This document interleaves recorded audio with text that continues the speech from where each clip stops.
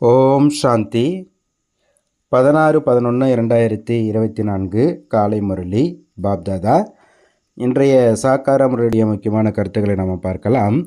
இன்றைய முரளியில் பாபா விஞ்ஞான கர்வத்திற்கும் அமைதியினுடைய கர்வத்திற்கும் உள்ள வித்தியாசத்தை பற்றி சொல்கிறாங்க. உலகத்தில் இருக்கிறது உலகிய கலைகள், உலகிய சக்தி. ஆனால் பாபா நமக்கு கற்றுக் கொடுத்துருக்கிறது ஆன்மீக சக்தி, ஆன்மீக கலைகள். அந்த உலகிய கலைகள் மூலமாக சந்திர மண்டலம் வரலும் போகிறாங்க. ஆனால் பயத்தோடையே போகிறாங்க. அந்த சரீரத்துக்கு எதுவும் ஆகிடக்கூடாதுன்னு பயத்தோடு போகிறாங்க. ஆனால் அந்த ஆன்மீக கலையில் பாருங்கள், பாபா நம்ம சரீர உணர்வை இங்கே விட்டுட்டு ஆத்மா மட்டும் போகுது. அவங்க சந்திரனோடு தான் போகிறாங்க. ஆனால் ஆத்மா பரந்தாமம் எவ்வளோ தொலை தூரத்தில் இருக்குது, அது வரலையும் போகிறீங்க. அந்த சந்திர மண்டலத்துக்கு போகிறவங்களுக்கு எல்லைக்குட்பட்ட பரிசு கிடைக்குது, சில கோடிகள் கிடைக்குது. ஆனால் நமக்கு எவ்வளோ ஞான ரத்தினங்கள் கிடைக்குது. அதன் மூலமாக நம்ம தூய்மையாகி பாவனமாகி நமக்கு ஜென்மத்திற்கும் பாபா பலனை கொடுக்குறாரு. வாங்க இன்றைய முறைய முக்கியமான கருத்துக்களை நாம் பார்க்கலாம். பாபா சொல்கிறாங்க, இனிமையான குழந்தைகளே, உங்களுக்கு ஆன்மீக கலையை கற்றுக் கொடுப்பதற்காக தந்தை வந்திருக்கின்றார். இந்த கலையின் மூலம் நீங்கள் சூரிய சந்திர மண்டலங்களையும் கடந்து சாந்தி தாமத்திற்கு செல்கிறீர்கள். கேள்வி கேட்குறாங்க, விஞ்ஞான கர்வத்திற்கும் அமைதியின் கர்வத்திற்கும் உள்ள வித்தியாசம் என்ன? விஞ்ஞான கர்வம் உடையவர்கள் சந்திர நட்சத்திர மண்டலம் செல்வதற்கு எவ்வளவு செலவு செய்கின்றனர்? சரீர அபாயத்தை உருவாக்கி செல்கின்றனர். ராக்கெட் எங்கும் நின்றுவிடக்கூடாது என்ற பயம் அவர்களிடத்தில் இருக்கும். ஏதோ ஒரு மிஷின் ப்ராப்ளம் ஆயிடுச்சுன்னா என்ன ஆகுறது, மேலே ஒன்றும் பண்ண முடியாது, அந்த பயம் அவங்கக்கிட்ட இருக்கும். அமைதியின் கர்வமுடைய குழந்தைகளாகிய நீங்கள் எந்த செலவுமின்றி சூரிய சந்திர மண்டலங்களையும் கடந்து மூலவதனத்திற்கு சென்று விடுகிறீர்கள். உங்களுக்கு எந்த பயமும் கிடையாது. ஏனெனில் நீங்கள் சரீரத்தை இங்கேயே விட்டு விட்டு செல்கிறீர்கள். ஓம் சாந்தி. ஆன்மீக தந்தை ஆன்மீக குழந்தைகளுக்கு புரிய வைக்கின்றார். விஞ்ஞானிகள் சந்திரமண்டலம் செல்வதற்கு முயன்று கொண்டிருக்கின்றனர் என்பதை குழந்தைகள் கேட்டுக்கொண்டிருக்கின்றனர். ஆனால் அவர்கள் சந்திர மண்டலம் வரை மட்டுமே செல்வதற்கான முயற்சி செய்கின்றனர். எவ்வளவு செலவு செய்கின்றனர்?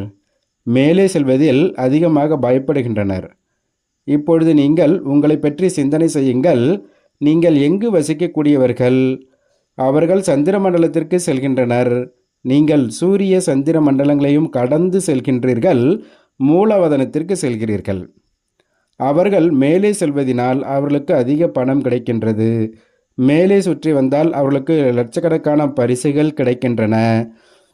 சரீர ஆபத்துகளை உருவாக்கி செல்கின்றனர். அது விஞ்ஞான கர்வமாகும். உங்களிடம் அமைதியின் கர்வம் இருக்கின்றது. ஆத்மாக்களாகிய நாம் நமது சாந்திதாமம் பிரம்மாண்டத்திற்கு செல்கின்றோம் என்பதை நீங்கள் அறிவீர்கள். ஆத்மாதான் அனைத்தும் செய்கின்றது. அவர்களது ஆத்மாவும் சரீரத்தின் கூடவே மேலே செல்கின்றது. மிகவும் அச்சமூட்டக்கூடியதாகவும் பயப்படவும் செய்கின்றனர். மேலே இருந்து கீழே விழுந்து விட்டால் உயிர் பிரிந்துவிடும். இவை அனைத்தும் உலகிய கலைகளாகும். உங்களுக்கு தந்தை ஆன்மீக கலையை கற்றுக் கொடுக்கின்றார். இந்த கலையை கற்றுக்கொள்வதன் மூலம் உங்களுக்கு எவ்வளவு உயர்ந்த பரிசு கிடைக்கின்றது? வரிசைக்கிரமான முயற்சியின்படி 21 பிரிவுகளுக்கான பரிசு கிடைக்கின்றது. இன்றைய நாட்களில் அரசாங்கம் லாட்டரியும் வெளிப்படுத்துகின்றது. இந்த பரிசை தந்தை உங்களுக்கு கொடுக்கின்றார். மேலும் எதை கற்றுக் கொடுக்கின்றார்? உங்களை ஒரேடியாக மேலே, அதாவது நம்முடைய வீட்டிற்கு அழைத்து செல்கின்றார். நமது வீடு எங்கு இருக்கின்றது, மேலும் எந்த ராஜ்யத்தை இழந்தோமோ அது எங்கு இருக்கின்றது என்ற நினைவு இப்பொழுது உங்களுக்கு வருகின்றது. ராவணன் அபகரித்து விட்டான். இப்பொழுது நாம் மீண்டும் நமது சொந்த வீட்டிற்கு செல்கின்றோம் மற்றும் ராஜ்யத்தையும் அடைகின்றோம். முக்திதாமம் என்பது நமது வீடாகும். இது யாருக்கும் தெரியாது. இப்போது குழந்தைகளாகி உங்களுக்கு கற்றுக் கொடுப்பதற்காக தந்தை எங்கிருந்து வருகின்றார் பாருங்கள். எவ்வளவு தொலைவிலிருந்து வருகின்றார். ஆத்மாவும் ராக்கெட் போன்றிருக்கிறது. மேலே சென்று சந்திரனில் என்ன இருக்கின்றது, நட்சத்திரத்தில் என்ன இருக்கின்றது என்று அவர்கள் முயற்சி செய்கின்றனர். இவைகள் இந்த மேடையின் விளக்குகள் என்பதை குழந்தைகளாகிய நீங்கள் அறிவீர்கள். இந்த சூரிய சந்திர நட்சத்திரங்கள் எல்லாம் இந்த உலக நாடக மேடையினுடைய விளக்குகள். எவ்வாறு மேடைகளை விளக்குகளினால் அலங்கரிக்கின்றனர்? அருங்காட்சியகத்திலும் நீங்கள் மின் விளக்குகளால் அலங்கரிக்கிறீர்கள் அல்லவா? இது எல்லையற்ற உலகமாகும். இதற்கு இந்த சூரியன், சந்திரன், நட்சத்திரங்கள் வெளிச்சம் கொடுக்கக்கூடியவைகள் ஆகும். மனிதர்கள் சூரியனை, சந்திரனை தேவதைகள் என்று நினைக்கின்றனர். ஆனால் இவைகள் தேவதைகள் அல்ல. தந்தை எவ்வாறு நம்மை மனிதனிலிருந்து தேவதைகளாக ஆக்குகின்றார் என்பதை இப்பொழுது நீங்கள் புரிந்திருக்கின்றீர்கள். இது ஞான சூரியன், ஞான சந்திரன் மற்றும் ஞான அதிர்ஷ்ட நட்சத்திரங்களாகும்.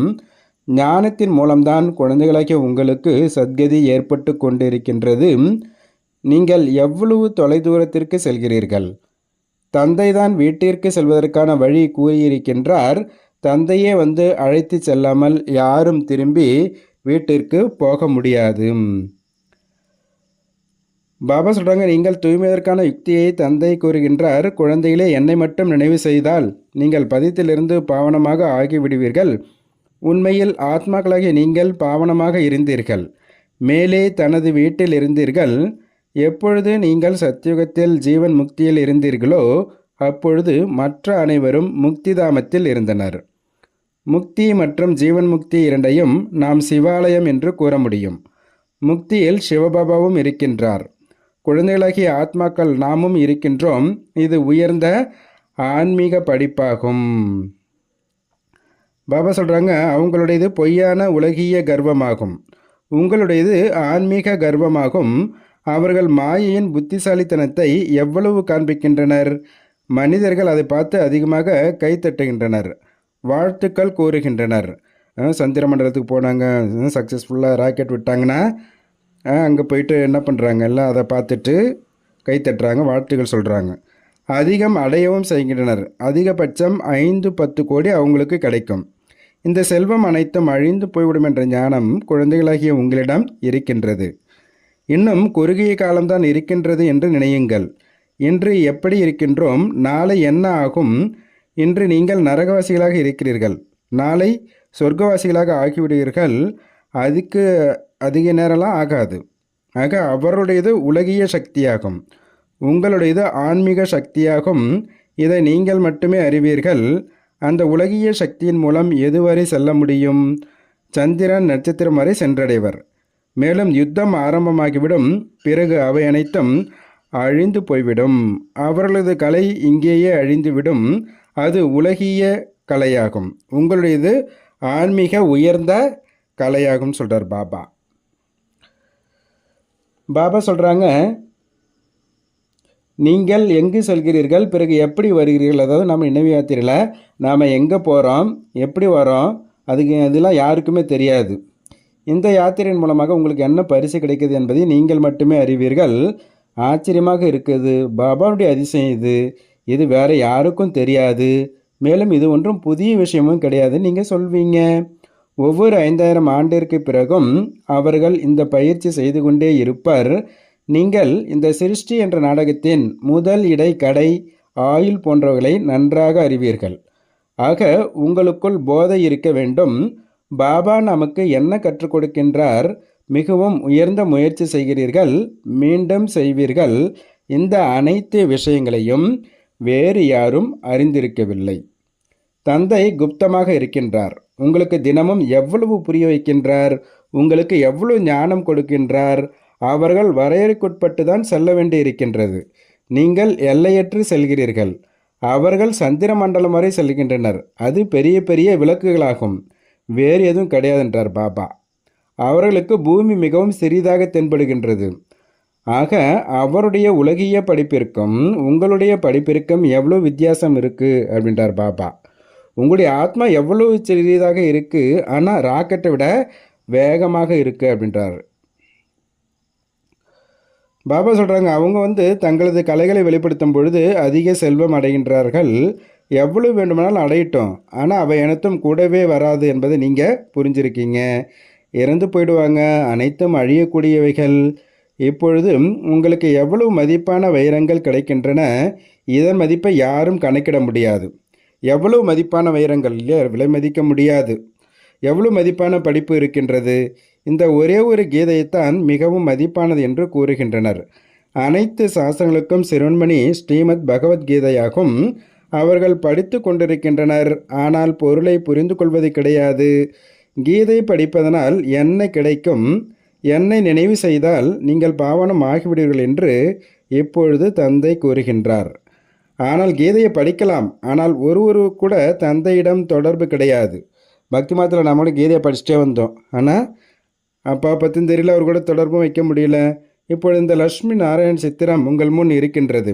இவர்கள் தேவதைகள் என்று கூறப்படுகின்றனர், ஏனெனில் தெய்வீக குணங்கள் இருக்குது இல்லைங்களா? ஆத்மாலகி நீங்கள் தூய்மையாகி அனைவரும் தங்களது வீட்டிற்கு திரும்பி செல்ல வேண்டும். புது உலகத்தில் இவ்வளவு மனிதர்கள்லாம் இருக்க மாட்டாங்க. தந்தையும் ஆச்சரியமான கல்வியை கற்பிக்கின்றார். இதன் மூலம் நீங்கள் மனிதிலிருந்து தேவதைகளாக மிக உயர்ந்தவர்களாக ஆகிறீங்க. ஆக இப்படிப்பட்ட படிப்பின் மீது எந்த அளவிற்கு கவனம் செலுத்தணும் இல்லைங்களா? கல்பத்திற்கு முன்பு யார் எந்த அளவிற்கு கவனம் செலுத்தியிருந்தார்களோ அந்த அளவிற்கு செலுத்துவார் என்பதையும் புரிந்திருக்கின்றீர்கள். தெரிந்து விடுகிறது. சேவை செய்திகளை கேட்டு தந்தை குஷி அடைகின்றார். தந்தைக்கு ஒரு பொழுதும் கடிதம் எழுதவில்லை எனில் இவரது புத்தியோகமானது ஒன்றுக்கும் உதவாத பொருட்களின் பக்கம் சென்று விட்டதாக தந்தை புரிந்து கொள்வார். தேக அபிமானம் வந்துவிட்டது, தந்தையே மறந்துவிட்டனர். இல்லையெனில் சிறிது சிந்தித்து பாருங்கள். இப்போ காதல் திருமணம் செஞ்சுக்கிறாங்கன்னா அவங்க தங்களுக்குள்ளார எவ்வளோ அன்பாக இருப்பாங்க. ஆனால் ஒரு சிலரது எண்ணம் கல்யாணத்துக்கு அப்புறம் கூட மாறிடுது, மனைவியை அடிக்க ஆரம்பிச்சிடுறாங்க. இது உங்களுக்கும் அவருக்குமானது சிவபாபாவுக்கான காதல் திருமணம். தந்தை உங்களுக்கு தனது அறிமுகத்தை கொடுக்குறாரு. நீங்கள் சுயமாகவே அறிமுகம் அடைவது கிடையாது இல்லையா? பாபா சொல்லும்போது தான் நம்மளும் புரிஞ்சுக்கிறோம். எப்பொழுது உலகம் பழசாகிறதோ அப்பொழுது தான் தந்தை வரவேண்டியதாக இருக்கு. புது உலகத்தை ஸ்தாபனை செய்வது தான் தந்தையின் கட்டளையாகும், கடமை. உங்களை சொர்க்கத்திற்கு எஜமானர்களாக ஆக்கிவிடுகிறார் எனில் இப்படிப்பட்ட தந்தையின் மீது எவ்வளவு அன்பு செலுத்த வேண்டும்? பிறகு பாபா நான் மறந்துவிட்டேன் என்று ஏன் கூறுகிறீர்கள்? எவ்வளவு உயர்ந்திலும் உயர்ந்த தந்தையாக இருக்கின்றார். இவரை விட உயர்ந்தவர் வேறு யாரும் கிடையாது. பாபா சொல்கிறாங்க, இப்போ மாலையெல்லாம் உருட்டுறாங்க இல்லைங்களா? துரோர மரக்கத்தினர் மாலை உருட்டுவதற்கு அதிகாரம் கிடையாது. ஏன்னா அந்த மாலையே தேவதைகளுக்கான மாலையாகும். அவர்கள் எவ்வாறு இந்த ராஜ்யத்தை அடைஞ்சாங்க? உங்களிலும் மரிசீக்கிரமாக இருக்கிறீங்க. சிலர் அச்சமற்று மற்றவர்களுக்கு புரிய வைக்கின்றனர். வாங்க, நாங்கள் உங்களுக்கு வேறு யாரும் கூற முடியாத விஷயத்தை கூறுகின்றோம். சிவபாபாவை தவிர வேறு யாரும் அறியவே இல்லை. அவர்களுக்கு இந்த ராஜ்யகம் கற்றுக் கொடுத்தது யார்? மிகவும் அழகாக சுவையுடன் புரிய வைக்க வேண்டும். இவர்கள் 84 பிறவிகள் எப்படி எடுக்கிறார்கள்? தந்தை எவ்வளவு ஞானத்தை சொல்கிறாங்க இல்லையா? மேலும் தூய்மையாகவும் ஆக வேண்டும், அப்பொழுதுதான் உயர்ந்த பதவி அடைவீர்கள் அப்படின்றார் பாபா. முழு உலகிலும் அமைதியை ஸ்தாபனை செய்யக்கூடியவர்கள் நீங்கள். தந்தை உங்களுக்கு ராஜ்ய பாக்கியம் கொடுக்கின்றார். பாபா வள்ளல் இல்லைங்களா? அவர் எதையும் பெறுவது கிடையாது. உங்களது படிப்பிற்கான பரிசு இதுவாகும். இவ்வாறான பரிசு வேறு யாரும் கொடுக்க முடியாது. ஆக இப்படிப்பட்ட தந்தையை ஏன் அன்பாக நினைவு செய்வது கிடையாது அப்படின்னு பாபா கேட்குறாங்க. பாபா இன்னைக்கு தாரணிக்கான முக்கிய சாரம் சொல்கிறாங்க. ஃபஸ்ட்டு பாயிண்ட்டு, தந்தையிடம் அமைதிக்கான கலையை கற்றுக்கொண்டு இந்த எல்லைக்குட்பட்ட உலகிலிருந்து தூர விலகி எல்லைக்கப்பால் செல்ல வேண்டும். தந்தை நமக்கு எவ்வளவு அற்புதமான ஞானம் கொடுத்து எவ்வளவு உயர்ந்த பரிசு கொடுக்கின்றார் என்ற போதை இருக்க வேண்டும். ரெண்டாவது பாயிண்ட்டு, அச்சமற்றவர்களாகி மிகவும் அன்பு நிறைந்த வழிமுறையில் சேவை செய்ய வேண்டும். மாயையின் யுத்தத்தில் பலசாலியாகி வெற்றியடைய வேண்டும். முரளி கேட்டு விழிப்புணர்வுடன் இருக்க வேண்டும் மற்றும் அனைவரையும் விழிப்படைய செய்ய வேண்டும். பாபா வரதானம் கொடுக்குறாங்க. பரம பூஜைக்கு உரியவராகி பரமாத்மா அன்பின் அதிகாரத்தை அடையக்கூடிய சம்பூர்ண தூய்மையான ஆத்மா ஆகுக. ஏன்னா இந்த தூய்மை தான் பரமாத்மாவுக்கு அன்புடைய அதிகாரத்தை அடையக்கூடிய வழி. நான் பூஜைக்குரிய ஆத்மா இந்த சரீரம் என்ற கோவிலில் வீற்றிருக்கின்றேன் என்ற இந்த நினைவை சதா வாழ்வில் கொண்டு வாருங்கள். அப்பேற்பட்ட பூஜைக்குரிய ஆத்மாதான் அனைவருடைய அன்பிற்குரியவர்கள். அவருடைய ஜடமூர்த்தியும் அனைவருடைய அன்பிற்குரியதாக இருக்கின்றது. சிலர் தங்களுக்குள் சண்டையிட்டுக் கொள்கிறார்கள், ஆனால் மூர்த்தியின் மீது அன்பு செலுத்துவார்கள். ஏனெனில் மூர்த்தி தூய்மையாக இருந்தாங்க இல்லையா? எனவே மனம் புத்தி சம்பூர்ண தூய்மையாக ஆகியுள்ளதா? சிறிதளவு கூட தூய்மையற்ற தன்மை கலப்படமாகாமல் உள்ளதா என்று தன்னைத்தானே கேளுங்கள் அப்படின்றார் பாபா. யார் அப்பேற்பட்ட சம்பூர்ண தூய்மையாக இருக்கின்றார்களோ அவர்களே பரமாத்மா அன்பிற்கு அதிகாரி ஆவார்கள்.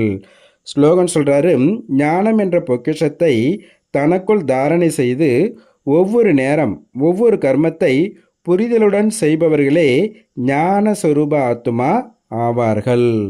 நல்லது. ஓம் சாந்தி, ஓம் சாந்தி, ஓம் சாந்தி. நன்றி பாபா.